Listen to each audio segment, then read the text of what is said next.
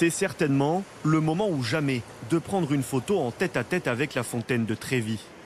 Ce lieu mythique de Rome est aujourd'hui quasi désert. C'est triste, très triste. Mais le côté positif, c'est qu'on est tranquille. Car d'habitude, les passants sont plutôt confrontés à ce genre de scène. Une fontaine prise d'assaut par les touristes. Aujourd'hui, toute autre ambiance. La police italienne veille à ce qu'il n'y ait pas de regroupement trop important.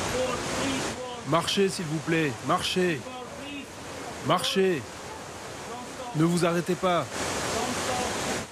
Les passants sont gentiment priés de rentrer chez eux.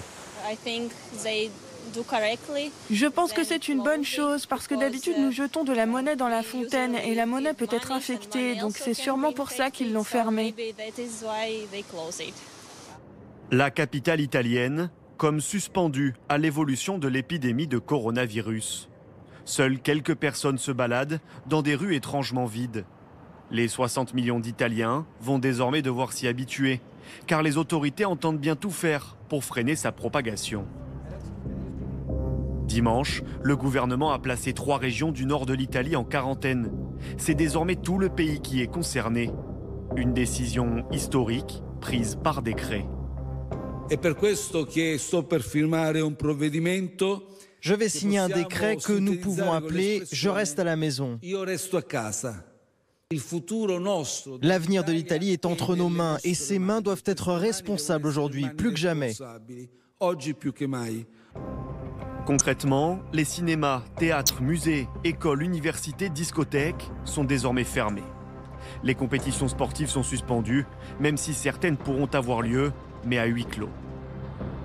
Quant aux déplacements, ils ne sont pas interdits, mais strictement encadrés. Exemple, à la gare de Milan. Les passagers doivent certifier qu'ils voyagent soit pour raisons professionnelles, situation de nécessité, raison de santé ou simplement pour rentrer chez eux. Cette demande doit se faire par écrit auprès des policiers et militaires.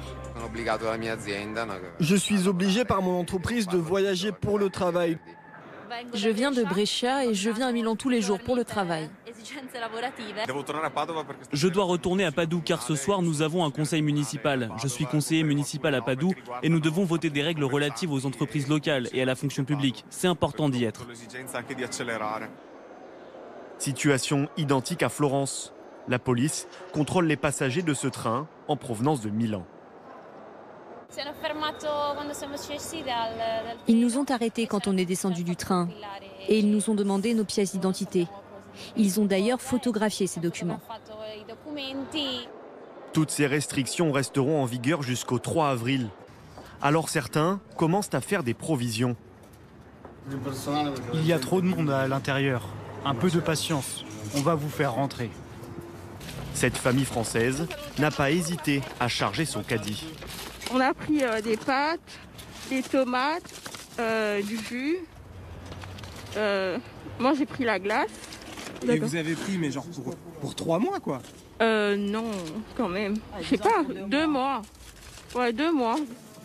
Ensemble, ils s'apprêtent à découvrir ce qu'est une vie sociale réduite au strict minimum.